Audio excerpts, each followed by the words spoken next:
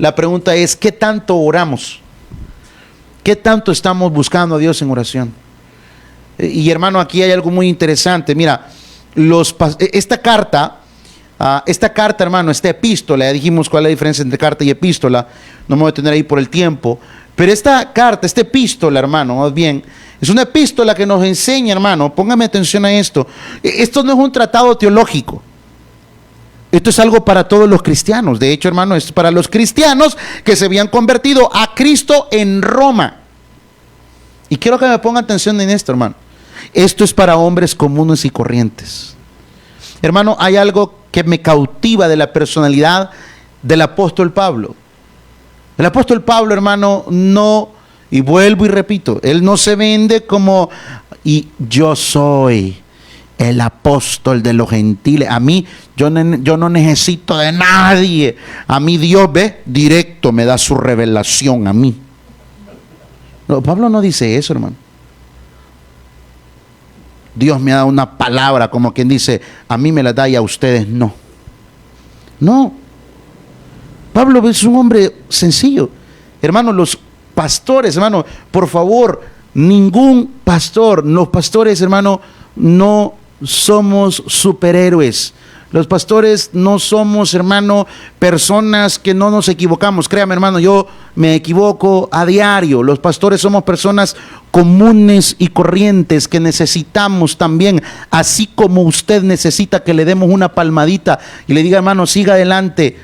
Así necesitamos un estímulo, necesitamos, hermano, que oren por nosotros, necesitamos que estén con nosotros, necesitamos que nos apoyen a nosotros. ¿Por qué? Porque los pastores somos personas comunes y corrientes.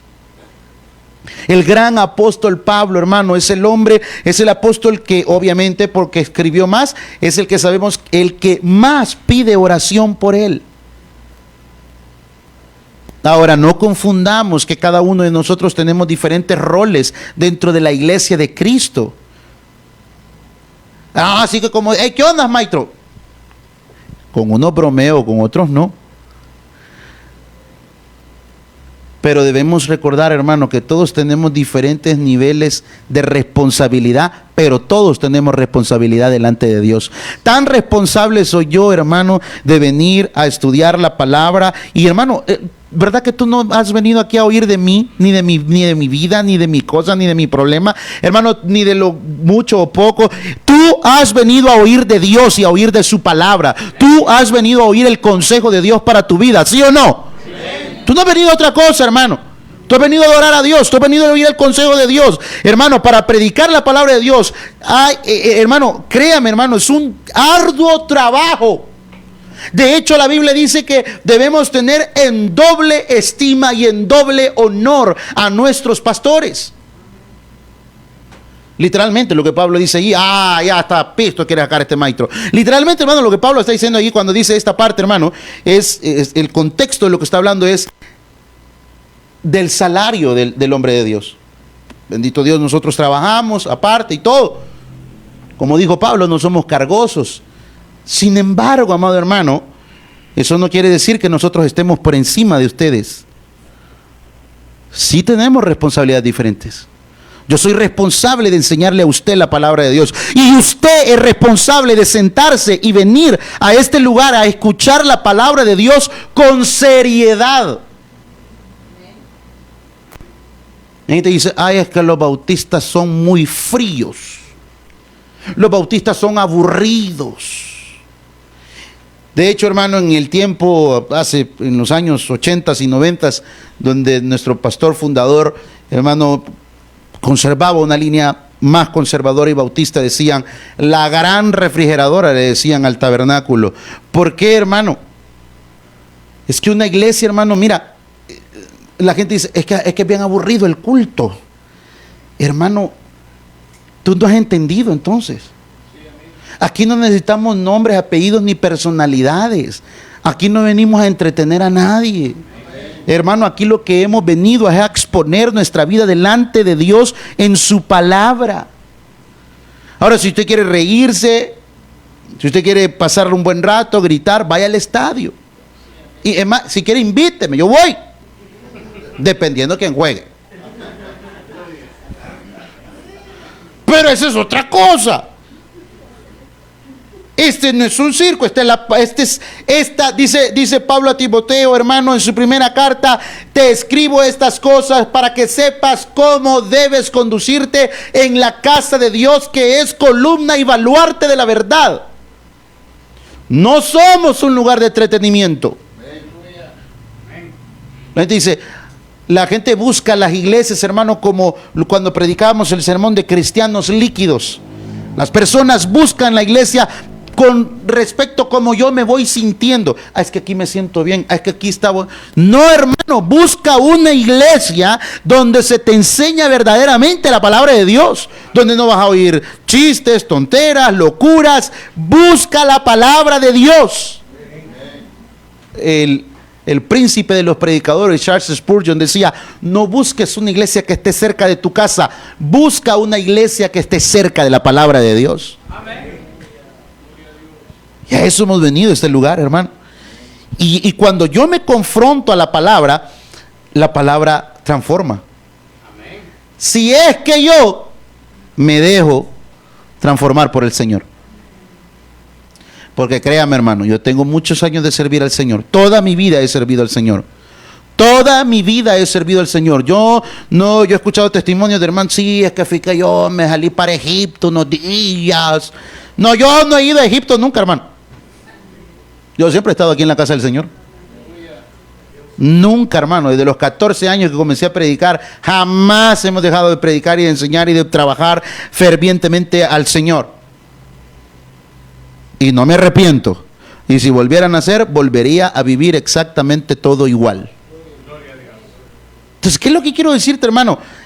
Tú y yo, hermano, hemos venido a este lugar a entender esto. Y vemos a un apóstol Pablo, que, hermano, pudiera haber dicho muchas cosas bonitas de él. Pero, hermano, él ora, pide oración y ora por los demás. Y esto trae una enseñanza hermosa. Hermano, ¿qué tanto oramos nosotros? ¿Qué tanto estamos orando? ¿Qué tanto dedicamos nuestro tiempo en oración? Y aquí el apóstol Pablo destacó, él recalcó, él resaltó que oraba continuamente por los creyentes de Roma. Ahora, Pablo escribió, hermano, esta carta quizás unos 20 años después de su conversión. Pero en esta carta, hermano, Pablo se sinceró y él abrió su corazón a los hermanos en Roma, ya que muchos, hermanos, no le conocían personalmente. Así que él, hermano, escribe esta carta muy interesante. Y cuando el apóstol dice: a quien sirvo, ¿cómo dice, hermano? De todo, con todo mi corazón. A quien sirvo en mi espíritu.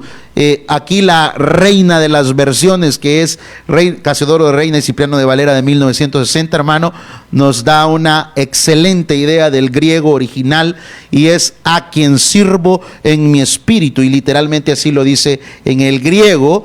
Y, hermano, el apóstol Pablo probablemente quiere decir también de corazón, con sincera devoción. Y aquí traigo, hermano, un mensaje para aquellos que estamos sirviendo al Señor.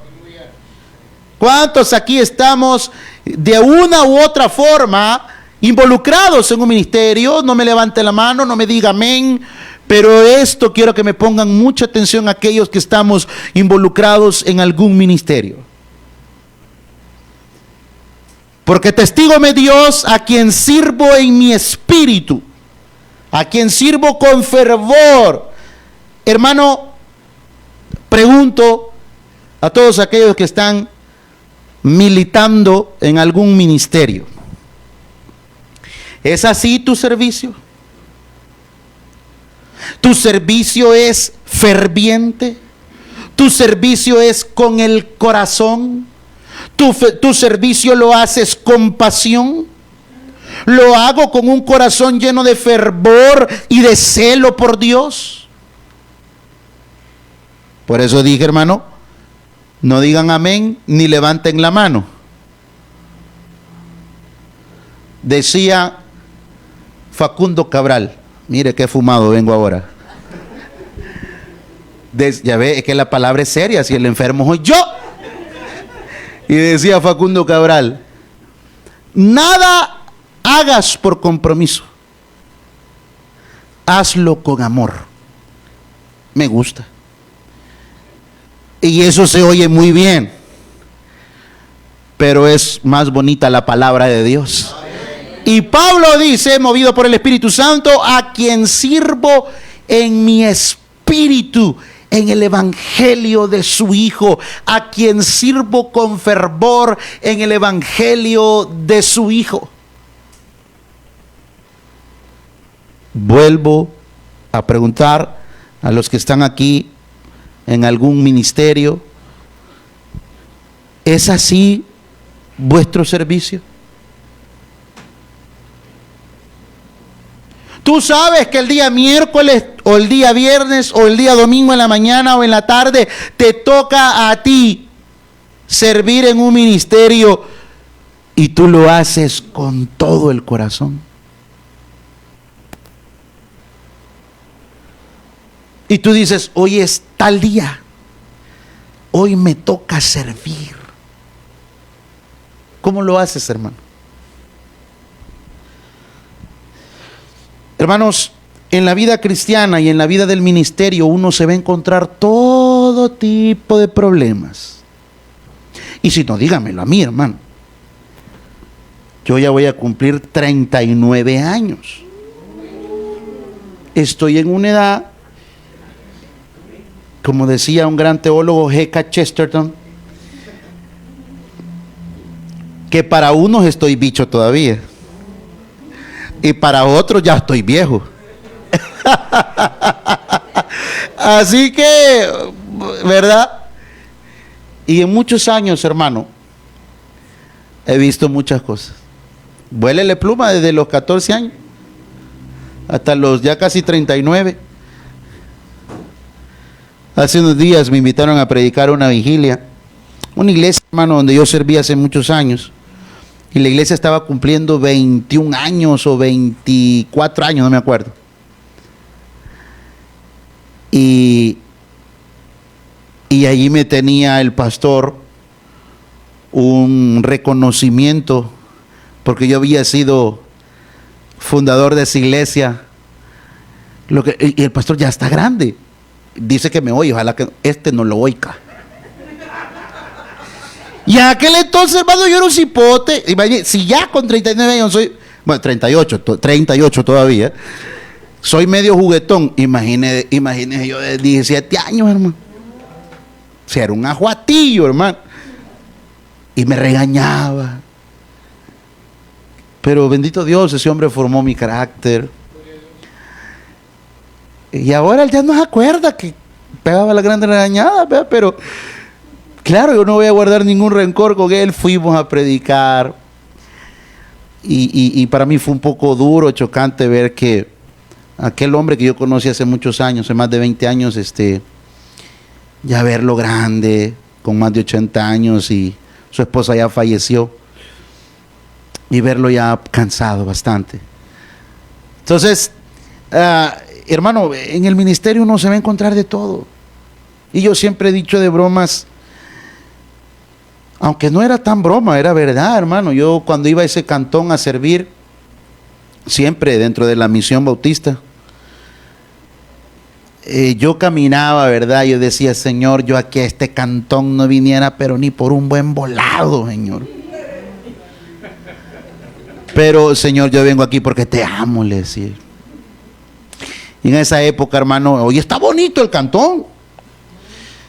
En esa época era una polvazón. Yo salía a las 5 o 6 de la mañana por tarde, me bajaba en el centro, me bajaba en Soyapango, agarraba la 113, me bajaba en la placita de Coatepec, agarraba camioncito, me dejaba en un desvío, caminaba 2-3 kilómetros para adentro.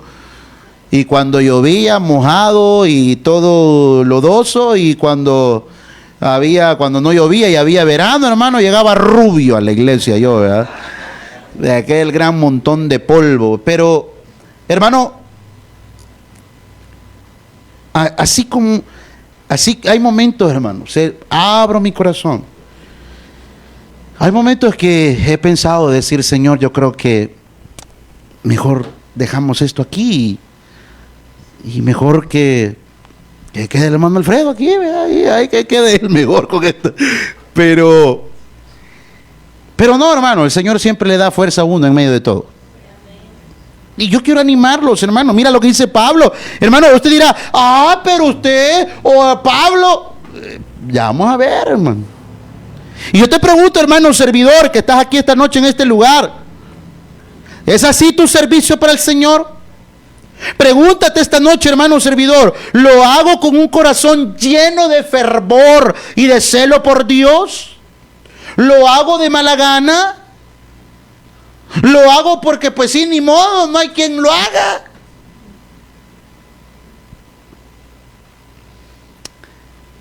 Y en el versículo 10 dice, rogando que de alguna manera tenga al fin, por la voluntad de Dios, un próspero viaje para ir a vosotros. La constante oración de Pablo por ellos, podemos ver, hermano, que era muy persistente, porque tenía el deseo, y no solo un deseo, sino que, amado hermano, que él estaba proyectándose para visitar la iglesia de Roma. Él tenía un fuerte deseo en su corazón. Él lo tuvo por mucho tiempo. Sin embargo, hermano, vemos que sus deseos estaban, hermano, subordinados. ¿Qué significa esto, pastor? Significan que los deseos de Pablo estaban, amado hermano, por debajo de la orden de Dios. Y vuelvo a preguntar aquí, hermano, ¿cuántos servidores? Y no solo servidores, hermano, ¿cuántos creyentes hay aquí esta noche? Hermano, Pablo tenía el deseo de ir, pero no podía. ¿Por qué? Porque Dios no se lo había permitido. Esto quiere decir, hermano, que al propósito supremo de Dios es que Pablo había entendido que por sobre todo era la voluntad de Dios y no la de él. Ahora, esto es muy interesante, hermano. Muy interesante. Hemos explicado esto y vuelvo a explicarlo rápidamente. Dios no tiene robots. Usted vino porque usted quiso. Usted fácilmente hubiera dicho, no, fíjese que no puedo, no quiero. ¿Cuántas veces ha podido venir y no ha querido y no vino?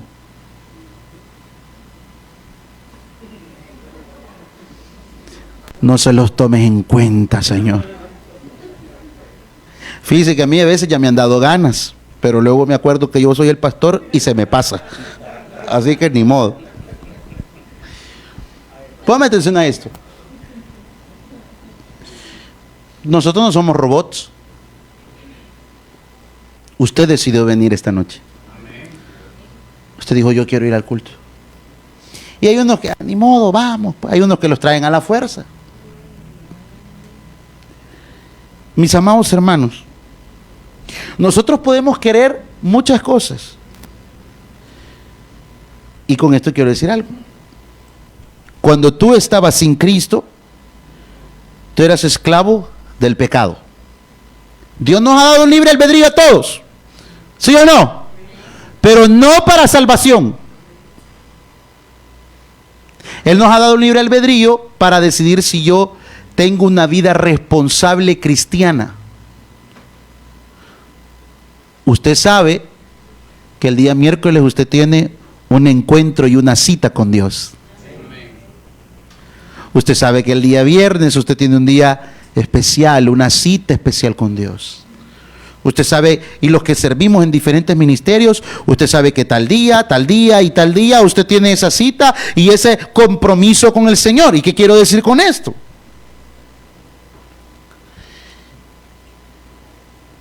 Para salvación no tenemos libre albedrío. Dice la Biblia que estábamos muertos en delitos y pecados. Muertos, necros, cadáveres espirituales. Un cadáver no tiene, la gente dice, cuando me muera me traen a el mariachi loco, por favor. Y no se lo van a llevar porque para empezar es caro y dejen de fregar, ¿verdad? Y usted cree que el muerto va a decir, yo les pedí el mariachi loco, ¿qué onda? No, ya está muerto, no puede tomar una decisión por sí. Nosotros estábamos muertos en delitos y pecados. No tenemos libre albedrío para salvación. Éramos esclavos voluntarios del pecado. En Cristo, Ahora yo tengo una nueva vida. Dice Efesios capítulo 2 que Él nos dio vida a vosotros cuando estábamos muertos en delito y pecado. ¿Quién me dio vida a mí? Cristo, a través de su sacrificio. Entonces, cuando yo ahora tengo una nueva vida, soy libre del pecado, pero ahora soy esclavo voluntario de Cristo. No es que yo porque soy cristiano hago lo que quiero y me da la gana, ¿y qué pues? Eso es falso.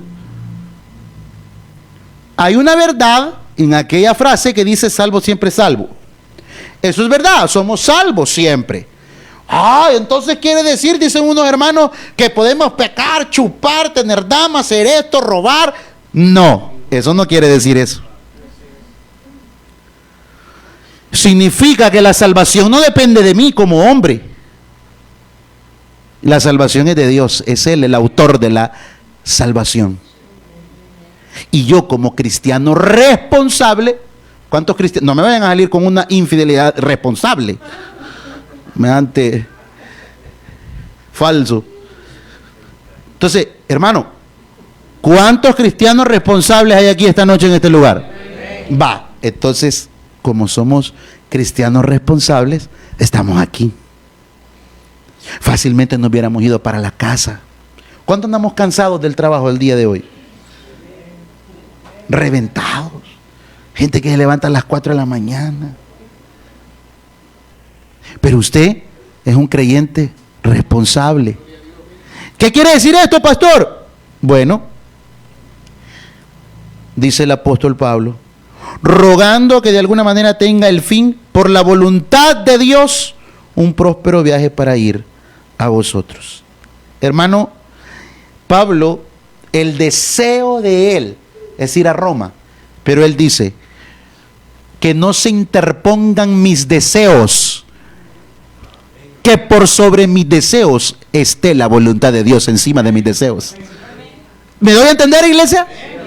Y ese debe ser nuestro sentido. Y eso también, hermano, trae una muy buena aplicación y enseñanza a nuestra vida. Así como Pablo, hermano, deseaba ir a Roma y ver a sus hermanos, y cosa que no era mala, pero no estaba en los planes de Dios en ese momento. No estaba en los planes de Dios. No estaba en los planes del Señor en ese momento. ¿Y cuántos de nosotros peleamos? Y hasta, amado hermano, unos dicen resentirse con Dios porque no se les da lo que quieren. Mis amados hermanos, entendamos que nuestros deseos y nuestros anhelos siempre deben estar bajo la voluntad de Dios y no la nuestra. Amén. Jesús, siendo el Dios encarnado en esta tierra, dijo, mira, hermano, cuando Él estuvo en el monte de Getsemaní, nuestro Señor Jesús le dijo al Padre. De hecho, dice, hermano, a mí eso siempre me ha cautivado. Dice la palabra que en ese momento Jesús estaba, hermano, sudando como, esas gotas de sudor eran como sangre, dice la palabra. En ese momento, hermano, dice que Él tuvo terror. De hecho, vemos en los evangelios cómo nuestro Señor Jesucristo le expresa a los discípulos y les dice, mi alma está aterrada. Tengo terror. La pregunta es, ¿Cristo tenía terror a la muerte? No. Él tenía terror de tomar la copa de la ira del Padre. Y el Padre hubiese dicho, hijo, a ti no te toca tomarte esa copa le toca tomársela a cada uno de los pecadores culpables. O sea, a usted y a mí. Tomarnos la copa de la ira del Padre nos tocaba a nosotros. Y el deseo de Cristo, ¿cuál era el deseo de Cristo? El deseo de Cristo, hermano, era no tomársela. Y el Padre no le dijo, vaya pues hijo, no te tomes, hay que gelarte en todas esos del Taberlomas. ¿Sabe qué le dijo el Padre? No le dijo nada. ¿Sabe qué hizo el Padre? El Padre le mandó un ángel para que lo fortaleciera en medio de esa situación. ni siquiera al propio Cristo, que era el Dios encarnado en esta tierra, puso por encima sus deseos antes que la voluntad del Señor, del Padre. ¿Y cuántos aquí, hermano, venimos a renegar? ¿Y cuántos aquí hemos renegado? Es que Dios se ha olvidado de mí. Es que Dios no me da el trabajo que quiero, qué barbaridad. Es que yo veo que mis amigos, hermano, un creyente real le da la gloria a Dios en todo y por todo. Dios sabe lo que está haciendo con tu vida. Así que vemos que Pablo estaba orando por un próspero viaje a Roma. Él quería ir, ese era su deseo. Pero él dice que sea la voluntad del Señor. Y hermano, si usted lee la historia de su viaje, pues hermano, no se podría llamarle próspero para nada. Y si no, veamos los detalles en Hechos capítulo 27. Por eso le decía yo al principio, si usted me está agarrando la onda, ¿cuántos cristianos comprometidos con el Señor habemos aquí esta noche en este lugar? Y usted está sufriendo por lo que está sufriendo, usted está pasando un momento. Yo no sé si usted tiene un problema en su casa, en su matrimonio, con sus hijos, su negocio, su economía, si usted está teniendo un problema dentro de la iglesia. Yo no sé. Pero veamos lo que le tocó a Pablo.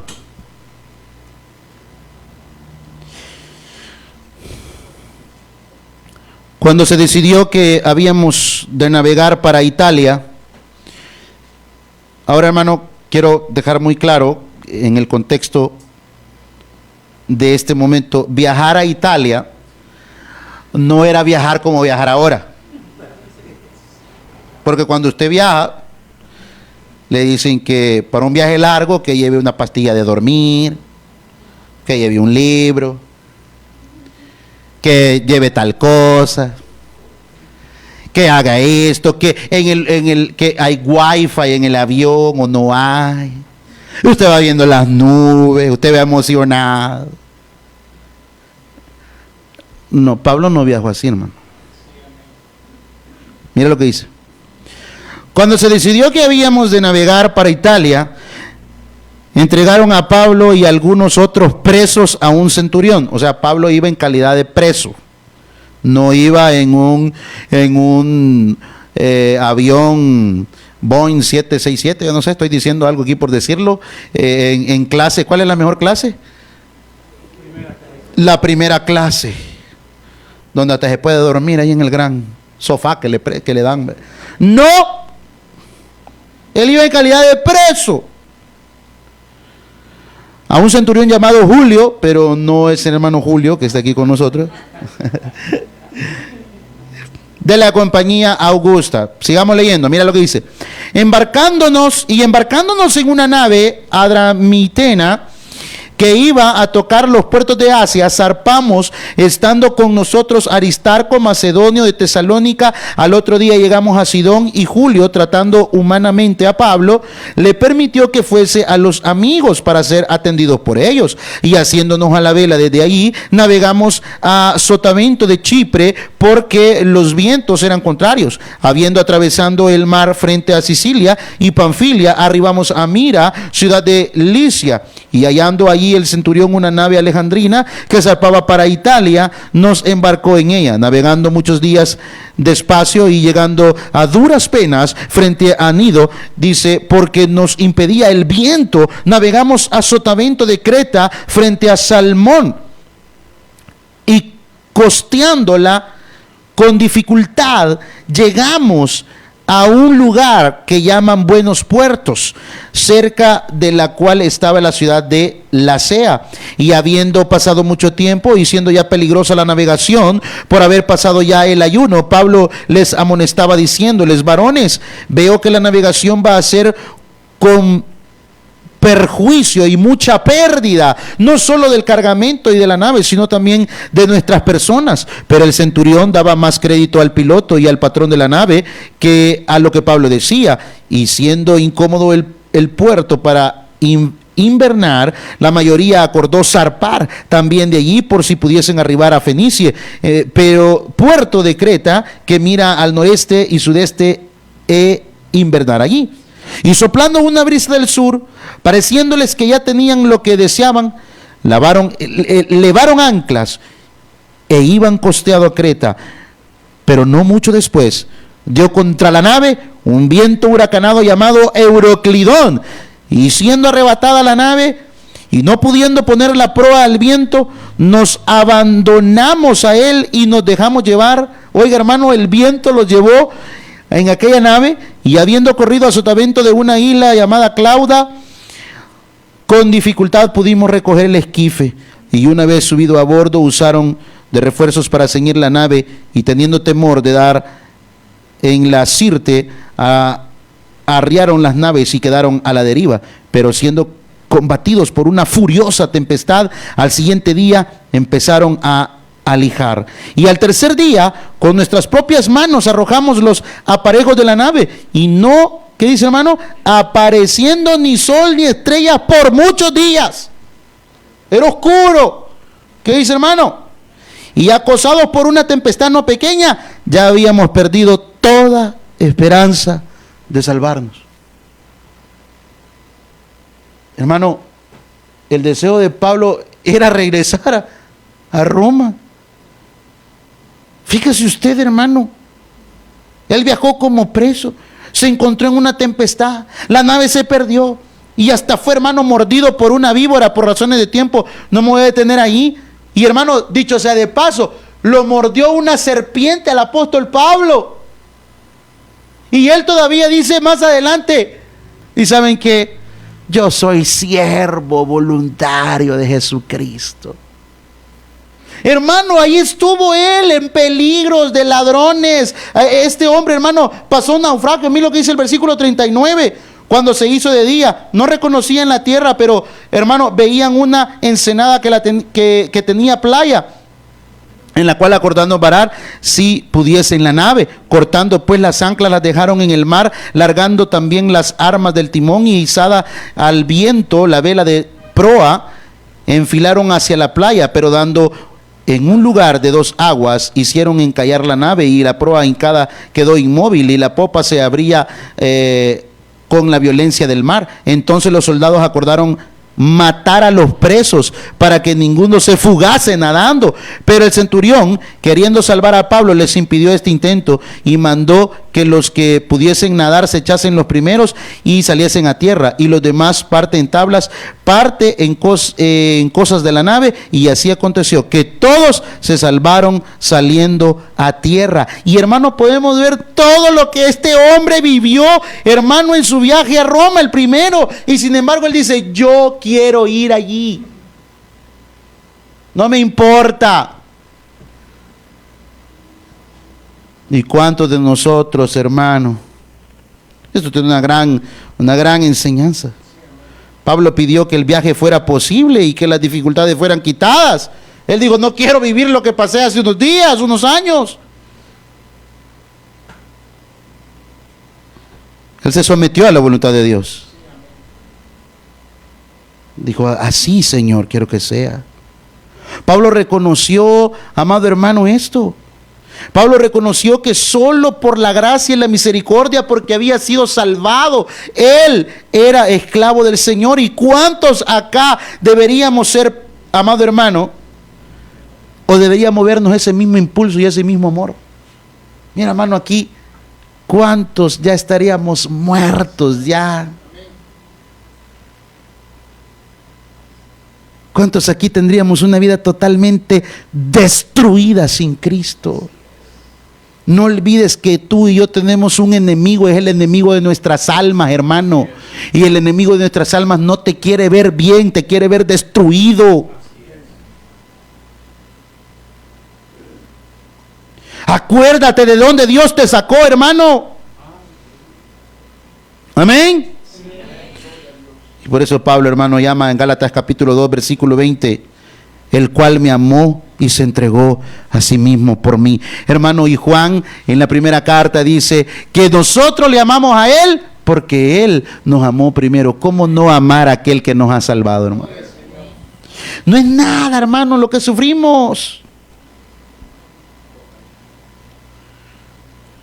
Mira, hermano, nosotros Somos muy ingratos. ¿Cuántos este día han renegado? ¿Cuántos este día se han quejado? El pastor Luis me mandaba un video, hermano. Estamos trabajando de una forma bien diferente en el Bloom. Y yo solo le mandé un mensaje y le dije: Dios nos ayude, yo no voy a decir, ya no me vuelvo a quejar nunca más. Hay una mujer que tiene una niña de 19 años. Es de un cantón de Ciudad Barrios. Hermano, eso es en San Miguel. Eso no es aquí a la vuelta, hermano. Con insuficiencia renal. Vienen los miércoles y los sábados a que dialicen a la niña. Ella dice: yo soy de escasos recursos. He pedido de la alcaldía que me ayude. La alcaldía le hace 3 viajes. Ella tiene que hacer 8 viajes en el mes. Hay un señor que le cobra $95 el viaje para venir de allá para acá. Son $500. Y se rebuscan vendiendo cositas que les regalan en las redes sociales. Y usted anda renegando porque no pudo comprar lo que quería. Y usted anda renegando porque no tiene el trabajo que quiere. Y usted anda renegando porque las cosas no le salen como usted quiere y usted solo vive quejándose. No se olvide que la queja es un pecado que ofende a Dios. Andarnos quejando por todo es un pecado que ofende a Dios.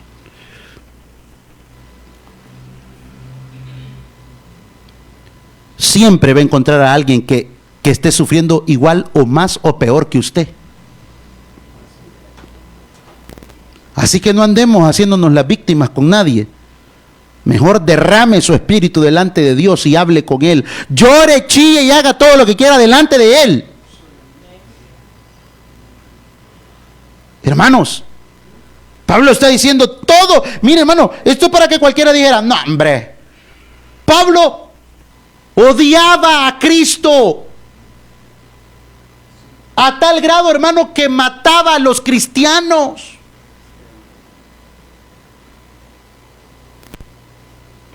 ¿Y sabe qué dice Pablo? He sufrido peligros de ladrones, peligros de esto, peligros de falsos hermanos, peligros de muerte, peligros de aquí, peligros de allá, peligros de lo otro. Pero ¿sabe qué dice Pablo? No importa. Yo le sirvo de todo mi corazón a Cristo. Y esa debe ser la actitud de nosotros, hermano.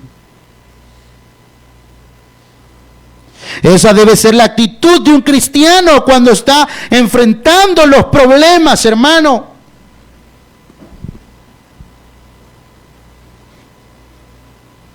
No olvidemos, amado hermano, las siguientes palabras en la primera carta del apóstol Juan, capítulo 4, versículo 19, que nosotros le amamos a Él porque Él nos amó primero.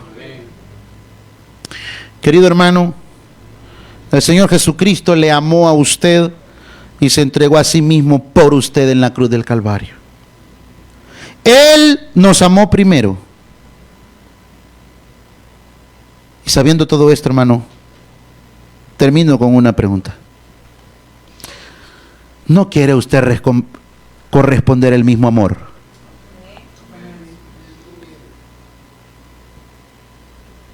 Amar y querer no es igual, dijo aquel. Y que era muy cierto. Casi todos sabemos querer, pero pocos sabemos amar.